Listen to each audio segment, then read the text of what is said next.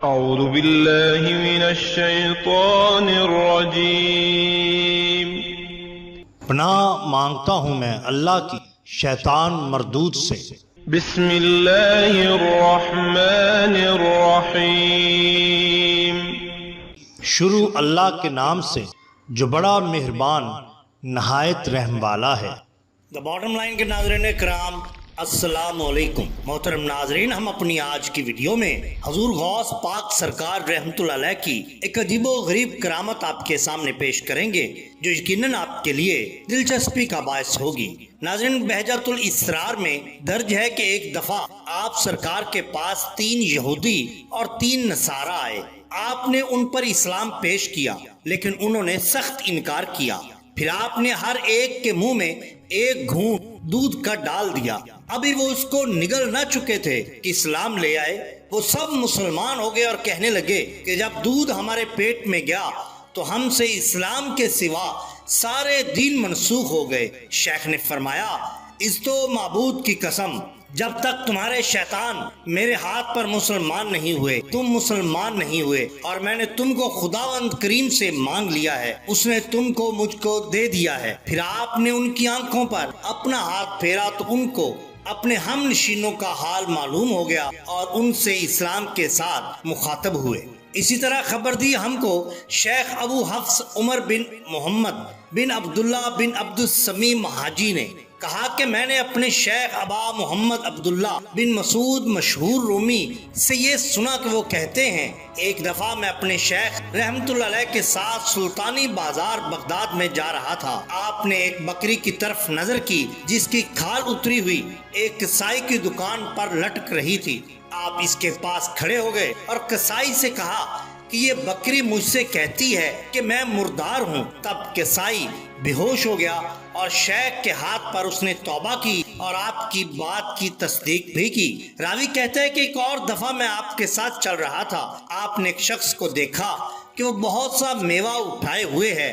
آپ نے اس سے کہا کہ یہ میوہ ہے۔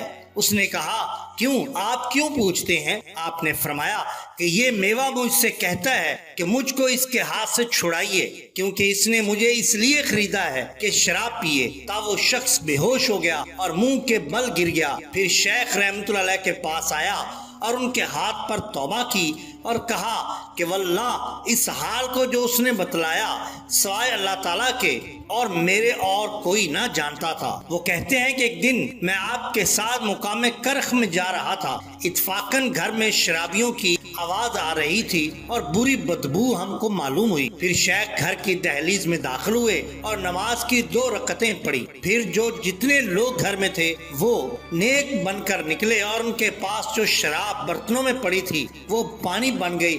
ان سب نے شیخ کے ہاتھ پر توبہ کی۔ بالکل اسی طرح بیان کیا جاتا ہے کہ ان کے پاس ایک بار ایک بچڑا لایا ایک دیہاتی اور آپ سے کہنے لگا کہ اے میرے سردار، یہ ہم نے آپ کی نظر کر دیا۔ وہ شخص چلا گیا۔ وہ بچڑا آیا یہاں تک کہ شیخ رحمت اللہ علیہ کے سامنے کھڑا ہو گیا۔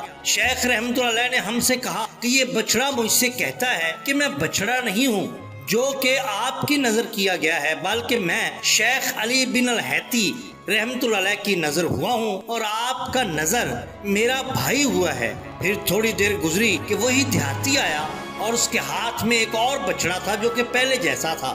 دیہاتی نے کہا، اے میرے سردار، میں نے آپ کے لیے بچڑا نظر کیا تھا اور شیخ علی بن الحیتی کے لیے وہ بچڑا جو پہلے آپ کے پاس لایا تھا، یہ دونوں ایک جیسے تھے، اس لیے مجھ سے غلطی ہو گئی، لہذا یہ بچڑا آپ لے لیجئے اور وہ بچڑا مجھے دے دیجئے اور آپ اس کو اللہ کی راہ پر قربان کر دیجئے۔ اسی طرح بیان کیا جاتا ہے کہ حضرت شیخ ابو عبداللہ محمد بن ابو الفتح جو کہ حضور سیدنا غوث اعظم کے پہلے خادم تھے، بیان کرتے ہیں کہ حضور سیدنا غوث اعظم مجھے ہمیشہ محمد طویل کہہ کر پکارتے تھے۔ ایک دن میں نے عرض کیا، حضور آپ رحمت اللہ علیہ مجھے محمد طویل کہتے ہیں جبکہ میں تو بہت چھوٹا ہوں۔ آپ رحمت اللہ علیہ نے ارشاد فرمایا کہ تم طویل العمر اور طویل الاسفار ہوگے۔ چنانچہ حضرت شیخ ابو محمد عبداللہ نے طویل عمر پائی اور 137 برس کی عمر میں اس جہان فانی سے کوچ فرمایا۔ آپ رحمت اللہ علیہ نے دور دراز علاقوں کا سفر بھی کیا، یہاں تک کہ آپ رحمت اللہ علیہ کو کاف تک بھی گئے۔ اسی طرح حضرت ابو المعالی احمد بن مظفر رحمۃ اللہ علیہ ایک مرتبہ حضور سیدنا غوث اعظم رحمۃ اللہ علیہ کی خدمت میں حاضر ہوئے اور عرض کیا کہ میرا بیٹا محمد 15 ماہ سے بیمار ہے، اس کا بخار کسی بھی لمحے کم نہیں ہوتا۔ آپ رحمۃ اللہ علیہ نے فرمایا کہ تم گھر جا کر اس کے کان میں کہو، اے ام ملدم، تجھے عبد القادر کہتا ہے کہ میرے بیٹے کو چھوڑ کر حلا میں چلی جا۔ چنانچہ حضرت ابو المعالی احمد رحمۃ اللہ علیہ نے ایسا ہی کیا اور ان کا بیٹا تندرست ہو گیا اور اس کے بعد اسے پھر کبھی بخار نہ ہوا۔